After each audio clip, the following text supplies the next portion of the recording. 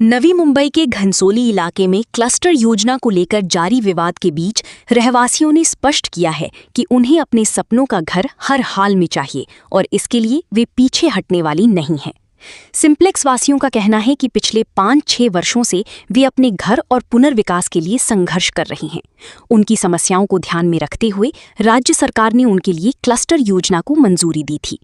ऐसे में जब आम लोगों की वर्षों पुरानी सपने के पूरा होने का समय आया है, तब सरकार में शामिल कुछ मंत्री ही इस योजना का विरोध कर रहे हैं। ये दुर्भाग्यपूर्ण है। रहवासियों ने मुख्यमंत्री देवेंद्र फडणवीस, उप मुख्यमंत्री एकनाथ शिंदे और नगर विकास विभाग के प्रति आभार व्यक्त करते हुए कहा कि सरकार ने उनकी समस्याओं को समझकर ये योजना मंजूर की है। उनका आरोप है कि महानगर पालिका ने बिना अधिकार के क्लस्टर योजना के विरोध में प्रस्ताव पारित कर उसे आगे भेजने की कोशिश की है। आज सिंप्लेक्स वासियों ने महारैली निकाली और रहवासियों ने चेतावनी दी कि यदि महानगर पालिका इस प्रस्ताव को वापस नहीं लेती और क्लस्टर योजना का विरोध जारी रखती है तो उनका आंदोलन और अधिक तेज होगा। उन्होंने कहा कि ये लड़ाई फिलहाल स्थानीय स्तर पर है, लेकिन जरूरत पड़ी तो महानगर पालिका का घेराव किया जाएगा और मंत्रालय तक मार्च निकालने की तैयारी भी की जाएगी। रहवासियों का कहना है कि उनके साथ हजारों माथाड़ी कामगार और आम नागरिक जुड़े हुए हैं और उनकी इस लड़ाई में कॉकरोच जनता पार्टी ने भी उन्हें अपना समर्थन दिया है। ऐसे में उनके सपनों के घर के रास्ते में किसी भी प्रकार की बाधा स्वीकार नहीं की जाएगी। उन्होंने स्पष्ट किया कि आम लोगों की हित से जुड़ी इस मुद्दे पर भी चुप नहीं बैठेंगी और आवश्यकता पड़ने पर बड़ी स्तर पर आंदोलन करेंगी। तुम्ही जे आता म्हणालात की भाजप विरोधात उतरलाय, भाजपनेच ही क्लस्टर रिडेव्हलपमेंट आणलंय। म्हणजे माननीय मुख्यमंत्री जे फडणवीस साहेब आहेत आणि माननीय उपमुख्यमंत्री एकनाथ शिंदे साहेब यांच्या संकल्पनेतून आणि त्यांनी ही अंमलबजावणी क्लस्टर रिडेव्हलपमेंट बद्दल केलेली आहे आणि त्याच्यामुळे हा जो सर्व गोरगरिबांसाठी असलेली योजना ही जेव्हा आमच्या सिंप्लेक्स गेल्या 6 वर्षापासून आम्ही रिडेव्हलपमेंट करण्याचा प्रयत्न करत असताना जेव्हा आम्हाला याच्यामध्ये यश भेटतंय आणि सरकार त्याला क्लस्टर रिडेव्हलपमेंटची परवानगी देत असताना फक्त 1 महिन्याचा जो पिरियड होता की ज्याच्यामध्ये सूचना व हरकती येणार होत्या, त्या सूचनाच्या हरकतीच्या दरम्यान कोणीतरी आपल्या नवी मुंबईमध्ये उभे राहतं आणि त्याला विरोध करतं। म्हणजे ज्याचं सरकार आहे त्यानेच विरोध करायचा आपल्या स्वतःच्या योजनेला।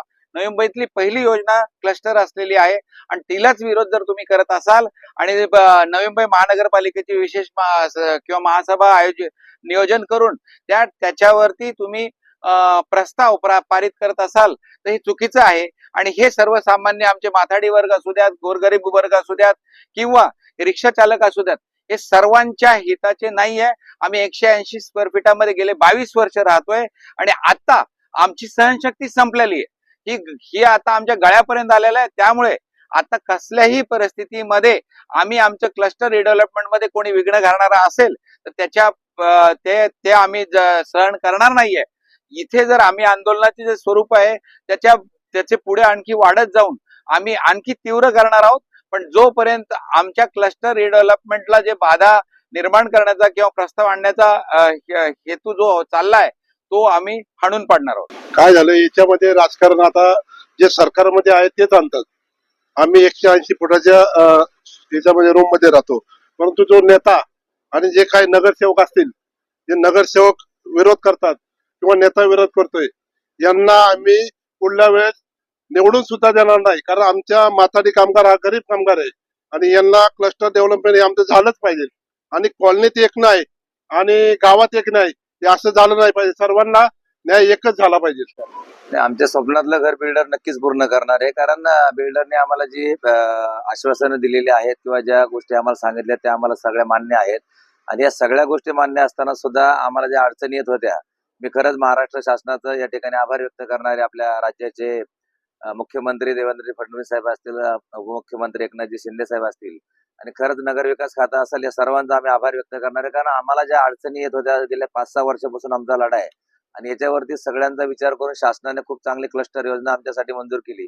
परंतु ही योजना मंजूर करत असताना आमच्या सर्वसामान्यांचं स्वप्न पूर्ण व्हायची वेळ आली आणि या ठिकाणी आज बघितलं असं सरकारमधलेच मंत्री जर क्लस्टर योजनेला विरोध करत असतील ते दुर्दैव आहे आणि जर हे विरोध त्यांनी आज जो कुठलाही अधिकार नसताना महापालिकेने तो ठराव जर त्या ठिकाणी मंजूर केला आणि जो ठराव जर पुढे पाठवत असतील तर आम्हाला माहिती आहे शासन त्याचा काही विचार करणार नाहीये आणि जोपर्यंत हे सर्वसामान्यांच्या हिताचे प्रश्न आहेत आणि याला जर ते विरोध करत असतील तर आमचा लढा आज स्थानिक लेवलला आहे परंतु जर पुढं हा जर त्यांनी ठराव मागे नाही घेतला आणि जर असे विरोध करत गेले तर आमचा हा लढा अतिशय तीव्र होणार आहे. आणि हा लढा जर एक दिवस आम्हाला जर सगळ्या लोकांना जरी त्या विचार केला तर आम्ही महापालिकेला घेराव घातल्याशिवाय राहणार नाही. आणि मंत्रालयामध्ये सुद्धा आम्ही धडक मोर्चा घेऊन जायला तयार आहे, कारण आमच्याकडे हजारो माथाडी कामगार सामान्य वर्ग आहे. आणि जर आमच्या स्वप्नातल्या घराला जर खरोखर विरोध करत असतील तर आम्ही सुद्धा शांत बसणार नाही. खरं तर गेले 4 दिवस तुमचा हा लढा चालू आहे आणि त्याला पाठिंबा देण्यासाठी कॉक्रोच जनता पार्टी CJPच्या वतीने आम्ही इथे आलोय. गेले 2 महिने दिल्ली जंतर मंतर येथे शिक्षण हक्कासाठी एक मोठा लढा CJPच्या वतीने देण्यात आला. त्या ठिकाणी अनेक युवक आणि विद्यार्थ्यांनी त्या ठिकाणी लाठ्याकाठ्यांचा सामना केला. अनेक जण जखमी झाले, अनेक जण गंभीर जखमी झाले. तरी कुठल्या प्रकारची माघार न घेता ज्या मागण्या होत्या त्या दिल्लीतून मान्य करूनच आणल्या आणि एक मोठ्या प्रकारचं यश त्या ठिकाणी सर्व विद्यार्थ्यांना आणि युवकांना मिळालं.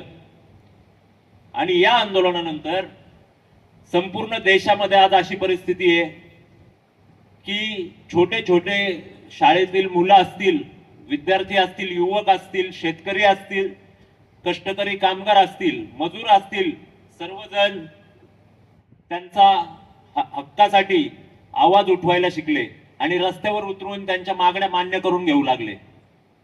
दिल्लीतील आंदोलनानंतर विद्यार्थ्यांचं आणखी एक मोठं आंदोलन झारखंड रांची या ठिकाणी झालं. त्या ठिकाणी मी आणि दिघे साहेब एक कॉक्रोच जनता पार्टीचं प्रतिनिधी मंडळ म्हणून आम्ही त्या ठिकाणी गेलो होतो. विद्यार्थ्यांच्या समस्या ऐकण्यासाठी गेलो होतो. ते देखील आंदोलन काल यशस्वी झालं. त्या विद्यार्थ्यांच्या देखील मागण्या यशस्वी झाल्या, त्यांच्या मागण्या मान्य करण्यात आल्या. त्यांचा मला काल रांचीवरून फोन आला होता, सर जे काय झालं हे जंतर मंतर दिल्लीची प्रेरणा घेऊन आम्ही आंदोलन सुरू केलं आणि आम्हाला देखील यश मिळालं. माझं असं म्हणणं आहे, क्रांती घरात बसून होत नाही. क्रांती करण्यासाठी तुम्हाला रस्त्यावरच उतरावं लागतं आणि तुमच्या न्याय हक्कासाठी, मागण्यांसाठी, तुमच्या घराच्या मागण्यांसाठी तुम्हाला रस्त्यावर उतरण्याची गरज आहे. आज जर तुम्ही घरात बसून राहिले तर पुढच्या 3 ते 4 वर्षात तुम्हाला इथे राहणं देखील मुश्किल होईल आणि तुमची घरं भाड्याने देणं देखील मुश्किल होईल, असा एकूणच अंदाज आहे. आम्ही बघतोय, सर्व ठिकाणी फिरलो. आमचा मेन जो मुद्दा आहे शिक्षणाचा, तर बऱ्याच घरांमध्ये गेलो असता मला असं दिसलं की त्या एकाच घरात काही वृद्ध आहेत जे आजारी आहेत, त्याच घरात स्वयंपाक केला जातोय, त्याच घरात विद्यार्थ्यांना अभ्यासासाठी बसावं लागतंय. बाजूच्या घरात टीव्ही चालू आहे, त्याचा आवाज, घरातील इतर गोष्टींचा आवाज, इतर बोलण्याचा आवाज, यामुळे विद्यार्थी त्या ठिकाणी अभ्यास करण्यास सक्षम नाहीयेत. ते घरातून बाहेर येऊन अभ्यासाव्यतिरिक्त इतर गोष्टींच्या मागे लागतात आणि त्यातून नक्कीच त्यांचं शैक्षणिक आणि इतर भवितव्य खराब होतंय. माझी अशी आपल्या सर्वांना विनंती आहे, माझा तर सर्वप्रथम पाठिंबा आहेच, पण आपल्याला सर्वांना विनंती आहे, तुमची एक पिढी 22-25 वर्ष तुमची एक पिढी याच्यात गेली. तुमच्या मुलांचं भवितव्य तुम्ही बिघडवू नका. तुम्ही सर्व ताकदीने रस्त्यावर उतरा आणि तुमच्या मागण्या मान्य करून घ्या. आज दिघे साहेबांनी हे जे एक चांगल्या प्रकारचं आंदोलन उभं केलंय, नक्कीच आम्ही जिथे हात घालतो तिथे यशस्वी झाल्याशिवाय राहत नाही.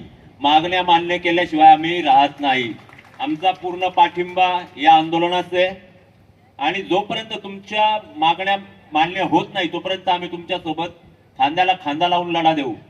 मी पहिल्या दिवशी, जे कोणी इथे असतील पहिल्या दिवशी होते, त्याच दिवशी सांगितलं की मी 1 दिवसासाठी आलो होतो, पाठिंबा देण्याकरता आलो होतो. पण जेव्हा मला इथली परिस्थिती मी पाहिली, घरांची दुरावस्था पाहिली आणि जगण्यासाठी जे काही कष्ट करावे लागतात आपल्या सर्वांना, त्याची अनुभूती मला आली. त्या दिवशी मी ठरवलं आणि बोललो देखील माईकवरून की मी या ठिकाणी जोपर्यंत तुमच्या मागण्या मान्य होणार नाही तोपर्यंत थांबेल आणि मी माझा शब्द पूर्ण केलाय. पुढे देखील जोपर्यंत तुमच्या मागण्या मान्य होणार नाहीत तोपर्यंत मी आणि माझ्या सोबतची जी आमची CJPची टीम आहे ती सर्व आपल्या सोबत ताकदीने या ठिकाणी उभी आहे. धन्यवाद.